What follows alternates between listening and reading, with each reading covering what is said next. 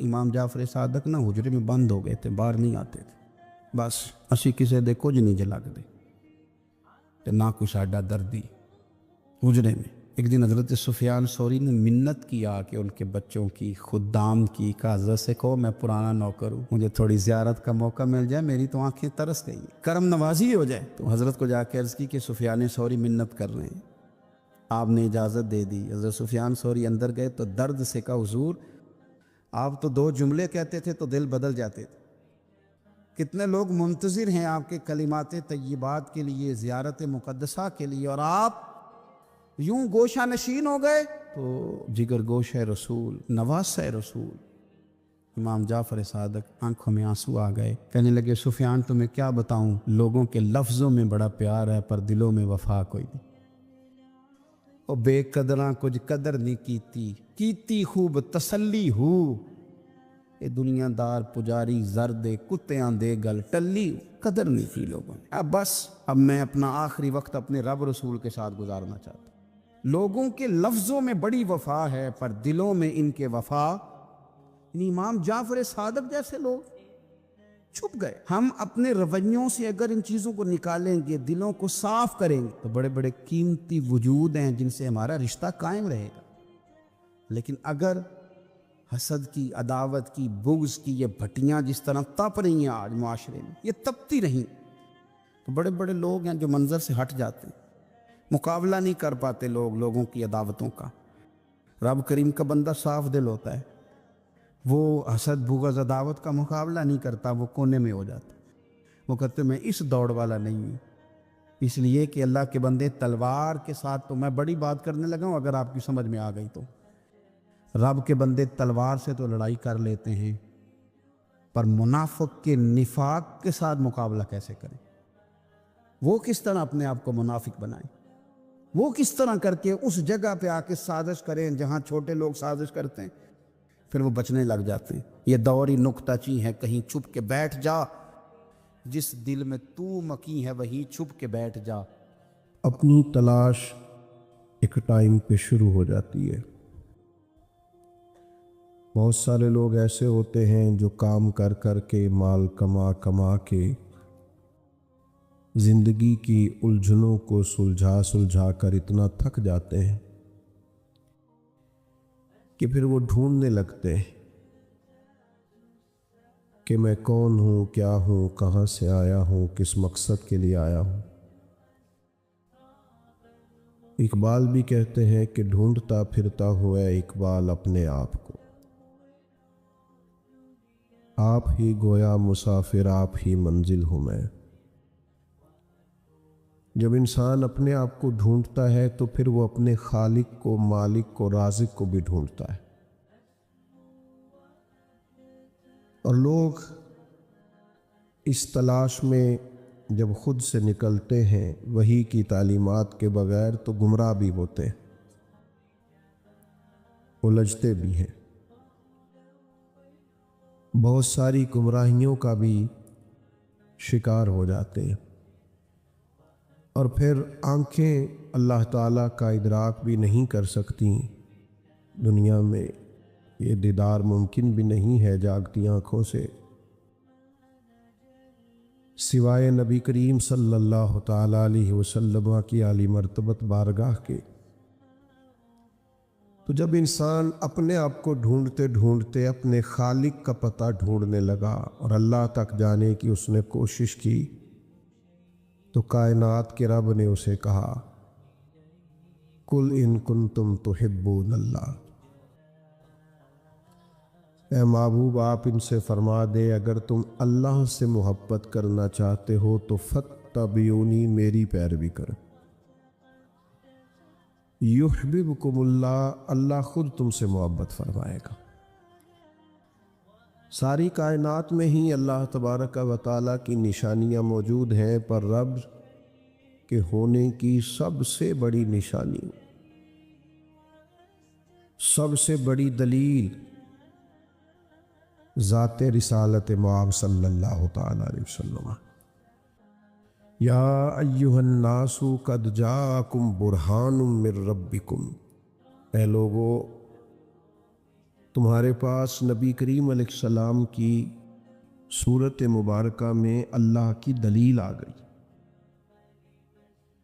کوئی بھی جب اپنے رب تک جانا چاہے گا، اپنے مالک کو، خالق کو، رازق کو ڈھونڈنا چاہے گا، تو اس کے پاس ایک ہی حل ہے کہ وہ دروازہ رسول تک جائے۔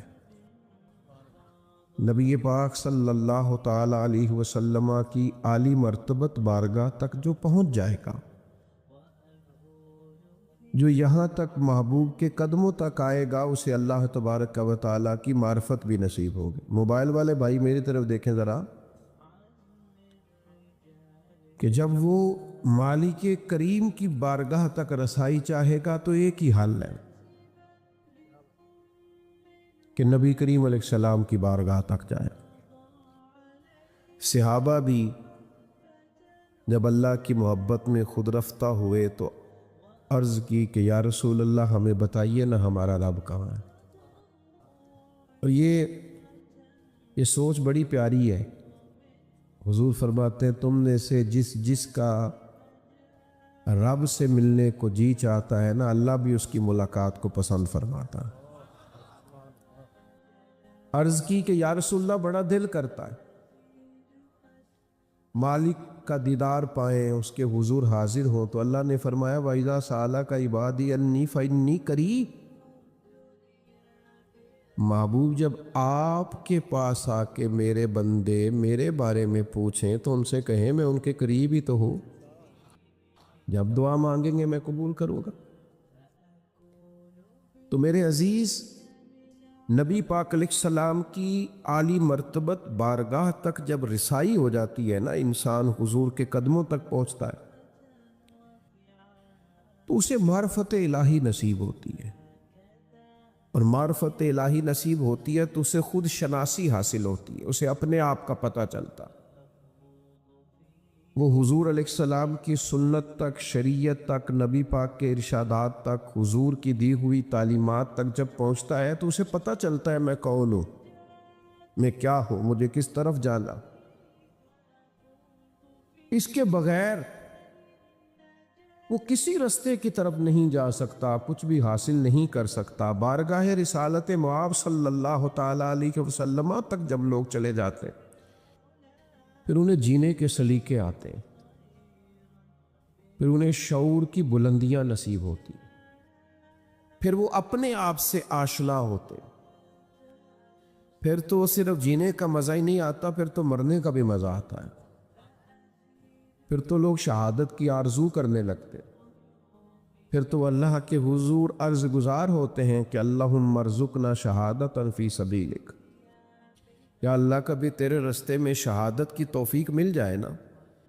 یہ جو نبی پاک کی بارگاہ تک جانا ہے نا، اچھا پھر ایک اور بات بھی، ہمارے جو صوفیاء ہیں انہوں نے معرفت الہی پر گفتگو کرتے کرتے دو اصطلاحیں جو تصوف کی اصطلاحات ہوتی ہیں اس میں سے دو باتیں انہوں نے یہ بیان کی ہیں کہ ایک نفی ہے اور ایک جمع ہے۔ یعنی جب بندہ اللہ کی طرف جاتا ہے تو یہ مقام نفی ہے، اسے بڑا کچھ قربان کرنا پڑتا ہے، بڑی خواہشات کو چھوڑنا پڑتا ہے، بڑے سخت مجاہدے اور ریاضتیں کرنی پڑتی ہیں، وہ مقام نفی ہے۔ لیکن اگر اللہ ہی مہربانی فرما دے، واللہ یختص برحمتہ من یشاء، وہ کبھی یوں بھی کرتا ہے کہ کچھ بندوں کو اپنی رحمت سے ہی خاص بنا لیتا ہے۔ اگر اللہ ہی فضل کر دے تو پھر نفی کوئی نہیں، پھر جمع ہی جمع ہے، اور بندہ اللہ کی طرف جانے لگے تو کئی دفعہ مشکل ہے، لیکن اگر رب بھی کرم کرے تو اللہ کرے آپ کو میں بات سمجھا سکوں۔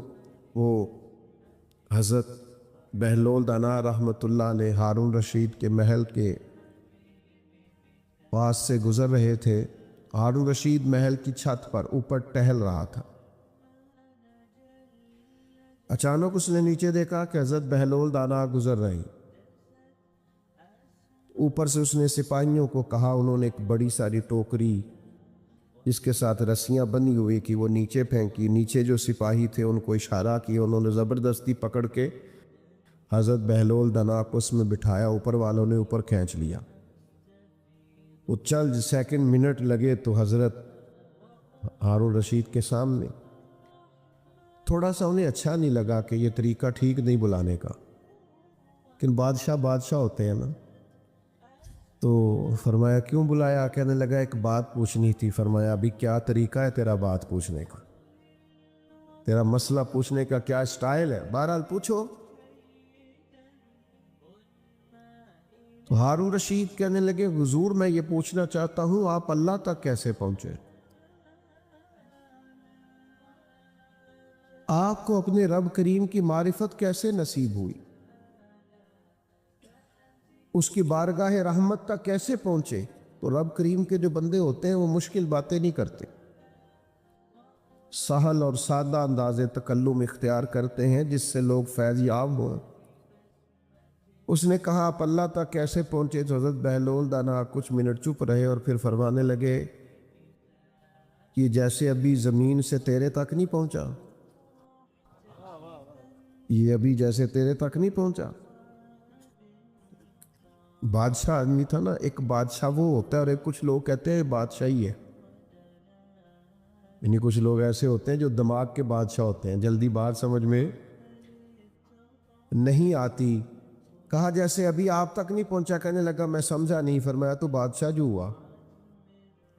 فرمایا سن, اگر میں تیرے تک آنا چاہتا تو میں کوئی درخواست لکھتا کہ مجھے ملنا ہے, پھر کسی وزیر کے سفارشی سائن لیتا, پھر اس کے بعد تو مجھے کوئی ٹائم دیتا کہ فلاں دن آ جانا, پھر میں آتا, پھر میں لائن میں لگتا, پھر میری باری آتی, پھر پتہ نہیں تیرا موڈ کس طرح کا ہوتا.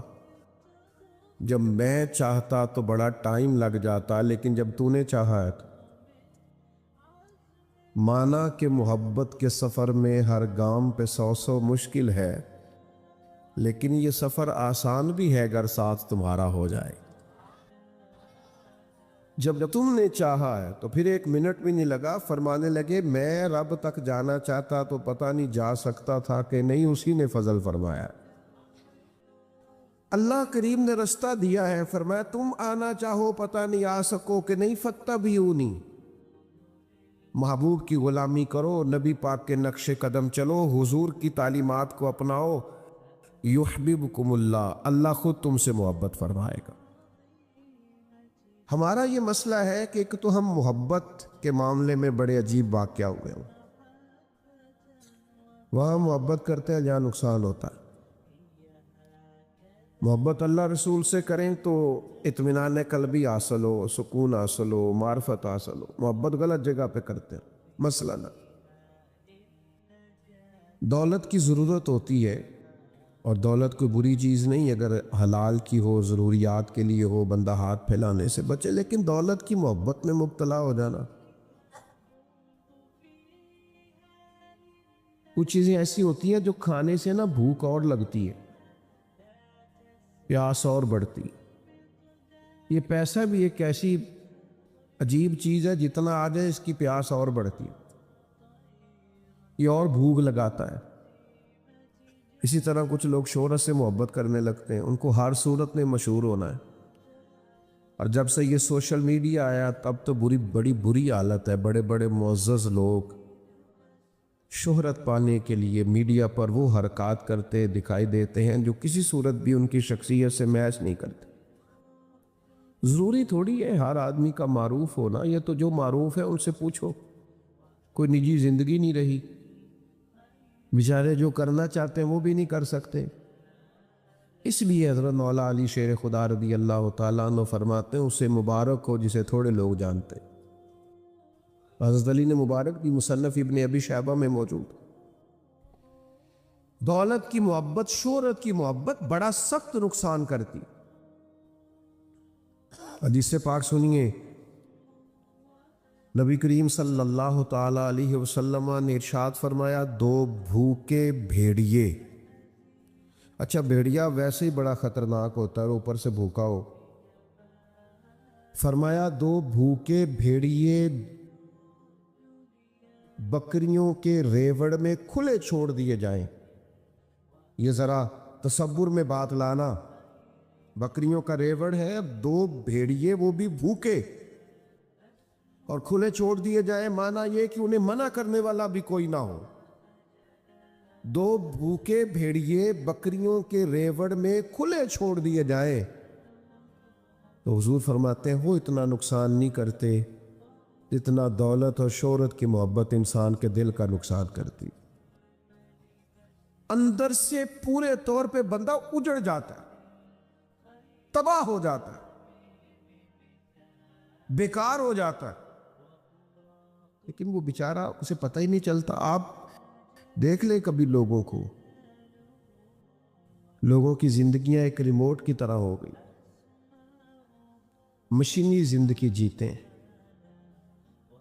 उनको महसूस होता है कि मैं तो इखलास के साथ या अपने लिए या अपनी रजा के लिए बहुत सारे काम अपनी रजा से कर ही नहीं रहा, मैं तो ढेर सारे काम मजबूर होकर करता हूं, क्योंकि उन्हें हर सूरत में लोगों को राजी रखना, हर सूरत में पैसा कमाना। ये सारी मोहब्बतें खतरनाक है, लेकिन जो मोहब्बत बंदे को दिल को आबाद कर देती है, बातन को रोशन कर देती है, ज़हन को पाकीज़ा कर देती है, वो रब रसूल की मोहब्बत है, नबी पाक की मोहब्बत। हुजूर से प्यार करेंगे, मार्फत इलाही हासिल होगी। यानी आप अकेले में बैठे ना, फ़ोन सारे बंद करके पढ़े ना जरा थोड़ी देर दुरूद पाक, छोड़ के सारे काम पढ़े ना हुजूर की सीरत पाक, हुजूर के चंद इरशादात को पढ़े, और वो सुनाने के लिए नहीं, तकरीर करने के लिए नहीं, वाज करने के लिए नहीं, लेक्चर देने के लिए नहीं, सुबह मुख्तलिफ ग्रुप्स में शेयर्स करने के लिए नहीं, वो अपनी तरबियत के लिए पढ़ें, अपने ऊपर लागू करने के लिए पढ़ें। आपका दिल ठंडा हो जाएगा, आपको मार्फत इलाही नसीब हो, आपको महसूस होगा कि मैं अपने आप को पहचानने लगा हूं, मुझे राहत मिलने लगी है। शर्त यह है कि नबी पाक सल्लल्लाहु ताला अलैहि वसल्लम की सुन्नत को, हुजूर की शरीयत को, नबी पाक के लाए हुए दीन को अपनाया जाए। हाँ, एक बात है, हमारे यहाँ लोगों ने 4-5 चीज़ों को सिर्फ सुन्नत समझ लिया है, ये भी काबिल गौर बात है। मैंने अल्हम्दुलिल्लाह ज़िंदगी में कभी दाढ़ी नहीं कटवाई, जब से आई है तभी से अल्लाह ने तौफीक दे दी। इमामा मेरा ज़ौक़ है, हुजूर की बड़ी अजीम सुन्नत है। मिसवाक इतनी महबूब है सैयद आलम सल्लल्लाहु ताला अलैहि वसल्लम को कि हुजूर फरमाते हैं मेरी उम्मत के लिए मुश्किल ना होता हर वज़ू के साथ मिसवाक ज़रूरी करार दे देता। ये अजीम सुन्नतें हैं, इमामा बांधना, दाढ़ी रखना, मिसवाक करना, लेकिन सिर्फ यही सुन्नतें नहीं, सच बोलना भी सुन्नत है, दयानतदारी भी सुन्नत, दिल साफ रखना भी, बोलिए खैर खाई करना भी, थोड़ा सा किसी के लिए एहसार कर देना, कुर्बानी देना, ये भी। वो 4-5 सुन्नतें आपने समझ लिया, कुल दीन। ये फलाना बंदा बाशरा है, बड़ी अच्छी बात है, आप ठीक कह रहे हैं, लेकिन और भी बड़ी चीजें हैं। सुन्नत और शरीयत का मफहूम बड़ा वसी है, आपको उस वुसअत को समझना पड़ेगा। नबी पाक अलैहिस्सलाम नबियों के इमाम हैं, अल्लाह के महबूब हैं, सैयदुर रुसुल हैं, शाफ़े माशर हैं। मोबाइल वाले दोस्तों मेरी तरफ देखो यार, नबी करीम सल्लल्लाहु ताला अलैहि वसल्लम की बड़ी शान। हुजूर ने डूबा हुआ सूरज असर पर लौटा दिया, चांद के 2 टुकड़े कर दिए, दरख्तों ने सजदे किए, पत्थरों ने कलमे पढ़े, सब शाने। लेकिन आपको पता है सबसे पहले जिस चीज से मेरे नबी करीम अलैहिस्सलाम को लोग जानने लगे थे वो तो सादिक और अमीन होना है। ये सच बोलते हैं, ये अमीन है, ये दयानतदार है। लेकिन आज लोग बिला वजह झूठ बोले जाते हैं, बिला वजह ही लोग बददियानती किए जाते हैं, कोई मकसद ही नहीं, यानी उनका कोई दुनियावी फायदा भी नहीं। بلا وجہ یہ دوستوں کے پاس بیٹھے ڈینگے مار رہے ہوتے ہیں، وہ جناب بڑا فضل ہے، یہ کر دیا وہ کر دی. اچھا آپ سمجھتے ہیں کہ بڑی شیخی بکار دی، وہ بعد میں مذاق اڑاتے ہیں. پتہ چل رہا ہوتا ہے کہ آپ ڈینگے مار. اپنے آپ کو مضبوط رکھنا، با وقار رکھنا، وزادار رکھنا، طبیعت میں ٹھہراؤ رکھنا، سنجیدگی لانا، انسان کا سچ بولنا، تھوڑے دعوے کرنا زندگی میں، یہ اس کے دل کو ٹھنڈا رکھتا. لیکن جو ملے اسے کہنا کوئی حکم ہوا تو بتانا. بھئی ہم کیا کر سکتے ہیں، بندہ کیا کر سکتا ہے، بندہ عاجز ہوتا ہے. تو جب تک وہ حضور علیہ السلام کی سنت اور شریعت کا وسیع مفہوم ہم نہیں اپناتے، مجھے بتائیے سچ بولنا اور دیانتدار ہونا، جہاں سے محبوب گزرتے تھے لوگ کہتے تھے وہ دیکھو صادق اور امین جا رہے ہیں. یہ کتنی بڑی نبی پاک علیہ السلام کی نعت تھی جو لوگ کہا کرتے تھے. نوجوانوں سچ بولو گے تو تمہارا وقار بڑھ جائے گا، تمہارا معاشرے میں اعتبار بڑھ جائے گا. لوگ کہیں گے کہ یہ شخص جو کہتا ہے وہ کرتا ہے، اپنے وعدوں کی پاسداری کرتا، اسے اپنے لفظوں کا بھرم رکھنا آتا ہے، یہ اپنے جملوں کی لاج رکھنی جانتا. یہ حضور علیہ السلام کی سنت اور شریعت کو اپنائیں. آپ کسی مقام پر بھی ہو، کوئی خلاف واقعہ بات نہ کریں، آپ سچ بولیں، دیانتدار رہیں. ابو سفیان، جناب ابو سفیان رضی اللہ تعالیٰ عنہ، اللہ نے بعد میں توفیق دی، مسلمان ہو گئے. فرماتے حضور علیہ السلام نے نا صلح حدیبیہ کے بعد مختلف بادشاہوں کو خطوط بھیجے تھے کہ دین قبول کر لو، اور اسلام کی روشن تعلیمات سے نبی پاک علیہ السلام نے انہیں روشناس کرایا، کچھ چیزیں لکھ کے بھیجی. تو شاہ روم کو بھی نبی پاک صلی اللہ تعالیٰ علیہ وسلم نے خط لکھا تھا کہ تو دین میں آ جا. یہ بڑا زیرک آدمی تھا، سمجھدار تھا، معاملہ فہم تھا. ہمارے ہاں تو زیادہ تر چیزیں جذباتی ہوتی ہیں نا، فیصلے بھی جذباتی، نعرے بھی جذباتی، جماعتیں بھی جذباتی نعروں پہ کھڑی ہو جاتی ہیں اور بڑا کچھ ہوتا ہے. لیکن کچھ لوگ ایسے ہوتے ہیں جو چیزوں کو پورے طور پر دیکھنے کے عادی ہوتی ہیں، گہرائی میں بھی اترتے ہیں اور گہرائی میں بھی جاتے ہیں. تو شاہ روم بڑا سیانہ آدمی تھا. اس نے کہا یار جنہوں نے دعویٰ نبوت کیا ہے کمال کر دی، انہوں نے مجھے بھی دعوت دی، لوگوں کو بھی، کوئی ان کے علاقے کا سردار یہاں آیا ہونا تو اسے بلا کے لاؤ. جناب ابو سفیان کہتے ہیں میں ان دنوں وہاں گیا ہوا تھا، مجھے بلا کے لے گئے، مجھ سے تعارف پوچھا تو میں نے کہا یہ محبوب علیہ السلام رشتے میں میرے بھتیجے ہیں. کہا تعلقات کیسے ہیں؟ میں نے کہا تعلقات یہ ہیں کہ ہم جنگیں لڑتے ہیں آپس میں، کیونکہ ابھی تک تو یہ دوسری طرف سے سپہ سالار بن کے جاتے تھے، ہم شدید مخالفت کرتے ہیں معاذ اللہ. کبھی ہم غالب باتیں ہیں اور کبھی کچھ اور رنگ بھی ہمیں دیکھنے کو ملتا ہے. اپنے انداز میں انہوں نے گفتگو کی. بہت سارے سوالات شاہ روم نے پوچھے. جوانوں غور کرنا میری بات پر، بہت سارے سوالات کے اندر ایک سوال اس نے یہ پوچھا کہ بتائیے کہ جس محبوب علیہ السلام نے دعویٰ نبوت کیا ہے کیا کبھی انہوں نے جھوٹ بھی بولا ہے؟ کبھی؟ ابو سفیان کہتے ہیں میں تھوڑی دیر کے لیے چپ کر گیا،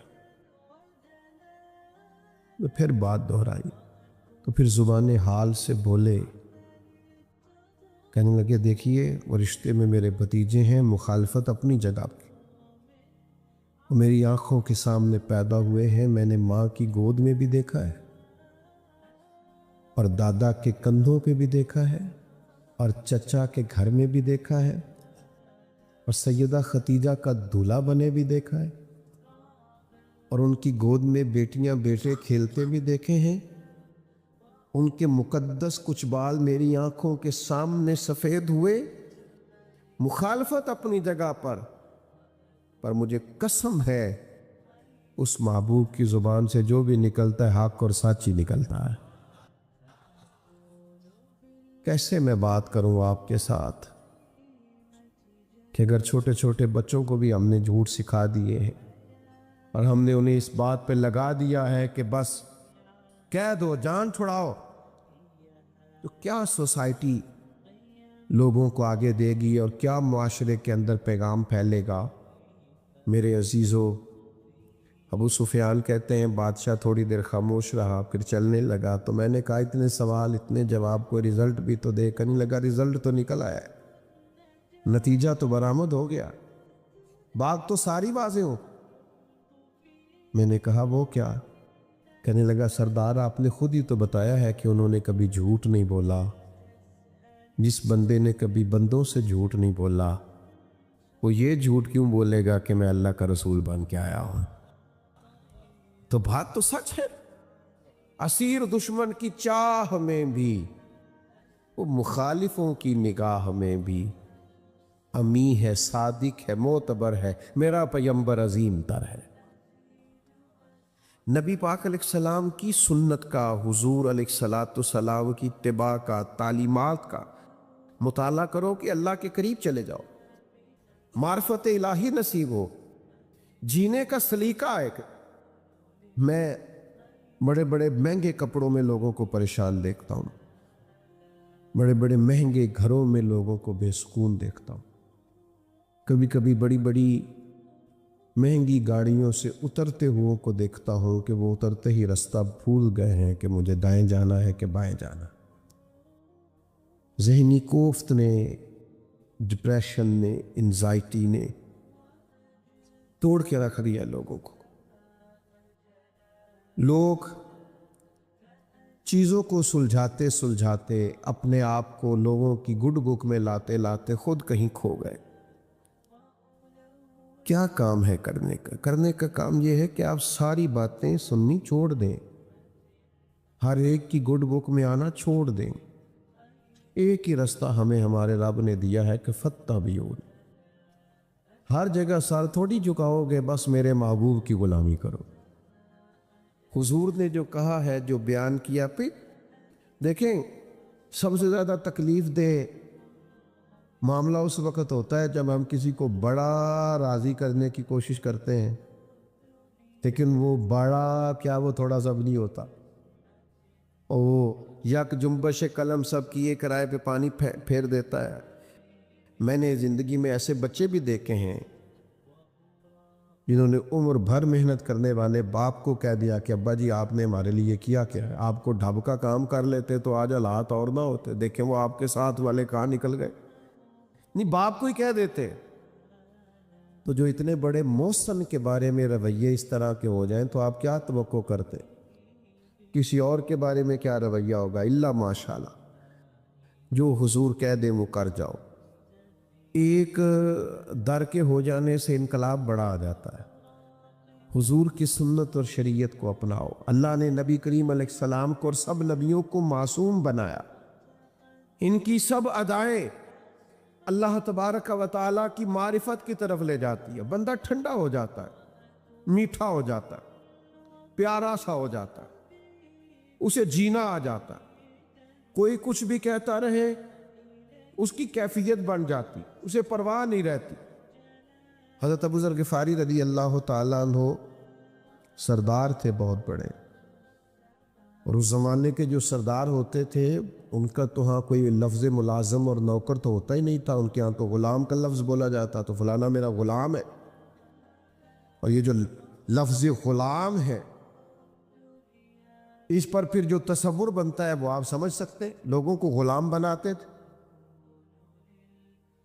ایک دن حضرت ابو ذر غفاری رضی اللہ تعالیٰ عنہ اپنے گھر سے باہر آئے تو کسی نے دیکھا کہ جس قیمت کا لباس انہوں نے پہنا ہوا ہے اسی قیمت کا ان کے غلام نے بھی پہنا ہوا ہے۔ یہ مشکل کامات بھی مشکل ہے۔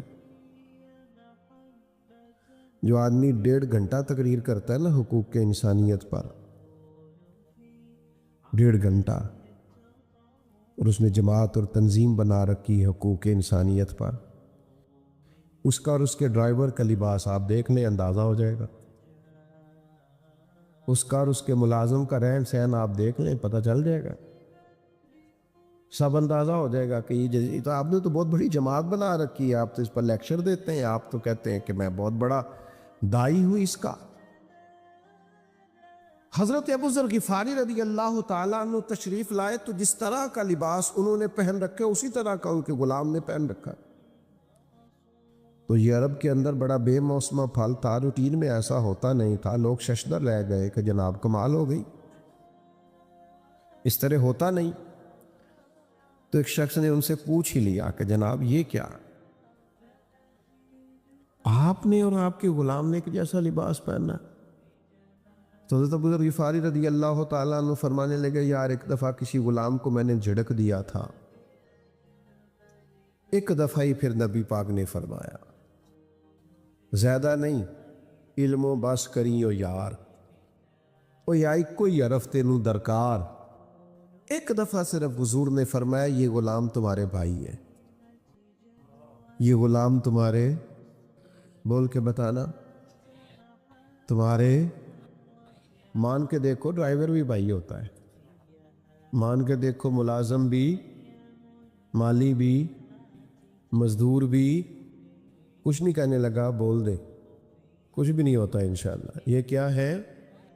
کیونکہ مومن آپس میں بھائی بھائیاں، دیکھ لو کہنا کتنا مشکل ہے تو کرنا کتنا مشکل ہوگا۔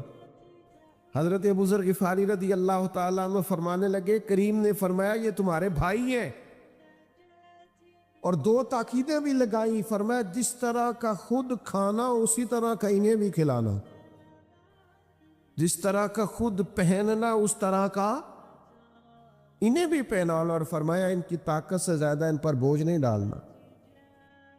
فرماتے بس وہ دن اور آج کا دن جس طرح کا خود کھاتے ہیں اسی طرح کا ان کو بھی کھلاتے، جس طرح کا خود پہنتے اس طرح کا ان کو بھی پہناتے۔ ہم بھی دیتے ہیں کبھی کبھی ملازم کو جوڑا، کہتے ہیں میرے کپڑے رکھ لے، نویں ہی نے، یہ نویں ہوندے تو نہیں سن دے رہے۔